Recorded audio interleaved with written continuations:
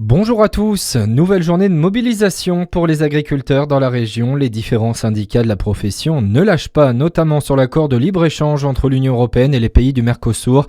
De nombreuses actions de prévues encore aujourd'hui dans nos départements, principalement en Côte d'Or. Une nouvelle déviation est notamment mise en place par arrêté préfectoral dans les deux sens de circulation au niveau du péage de Sœurs. Plusieurs autres péages restent bloqués comme à Tilchâtel, Pouilly-en-Auxois et Bonne-Nord. Le froid qui n'a pas ralenti les tracteurs sur les routes. Pourtant, les opérations de déneigement se sont multipliées ces dernières heures chez nous, comme en Côte d'Or, en Saône-et-Loire, mais aussi dans le Doubs.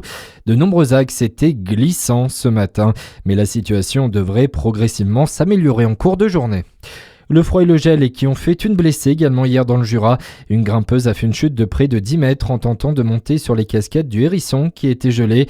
L'intervention des secours a pris plusieurs heures en raison de ces conditions météo. La victime a finalement été transportée en hélicoptère à l'hôpital de Besançon.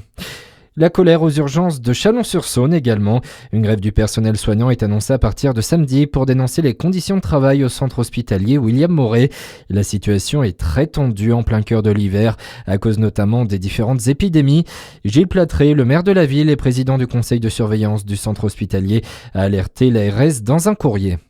Du monde hier soir à Besançon pour la traditionnelle cérémonie de vœux. Anne Vigneault a pris la parole devant un millier de personnes à 2 mois maintenant des élections municipales. En raison du devoir de réserve, la maire de la ville et présidente de Grand Besançon Métropole n'a pas pu revenir sur son bilan, mais elle a appelé à se mobiliser dans cette période de transition. Dans l'actualité également, le budget de retour. Le projet de loi de finances revient après le vote d'une loi spéciale faute d'accord en fin d'année. Des débats houleux en perspective, 2000 amendements ont été déposés. C'est d'abord en commission des finances que le projet est à nouveau examiné avant de faire son retour dans l'hémicycle la semaine prochaine. Christophe Miedouget, on est encore loin d'une adoption du texte. Oui, les désaccords entre Sénat et Assemblée en fin d'année ont plombé le projet de loi de finances et si le gouvernement, par la voix du ministre de l'économie, estime que nous aurons un budget voté avant la fin du mois, rien n'est encore gagné.